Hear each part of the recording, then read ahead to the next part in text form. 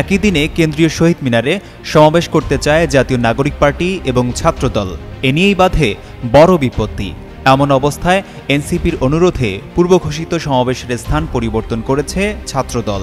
এরপরই ছাত্রদলকে ধন্যবাদ ও কৃতজ্ঞতা জানিয়েছে এনসিপি। বুধবার নিজের ভেরিফাইড ফেসবুক আইডিতে দেওয়া এক পোস্টে এ বিষয়টি জানান এনসিপির মুখ্য সংগঠক সার্জিস আলম।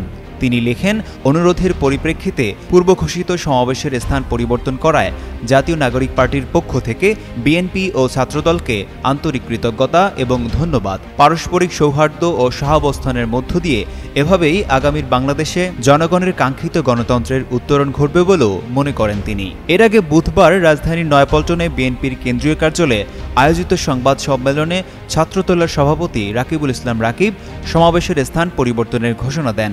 তিনি বলেন, জুলাই গণঅভ্যুত্থান স্মরণে মাসব্যাপী কর্মসূচির অংশ হিসেবে আগামী ৩ আগস্ট শহীদ মিনারে ছাত্র সমাবেশের ঘোষণা দিয়েছিল ছাত্রদল। পরে একই দিনে একই স্থানে সমাবেশ করতে চায় জাতীয় নাগরিক পার্টি। এনসিপির পক্ষ থেকে ছাত্রদল ও বিএনপির সিনিয়র নেতাদের সঙ্গে যোগাযোগ করে সমাবেশের স্থান পরিবর্তনের অনুরোধ জানানো হয়। তাদের অনুরোধের পরিপ্রেক্ষিতে শাহবাগে সমাবেশ করার সিদ্ধান্ত নেওয়া হয়েছে।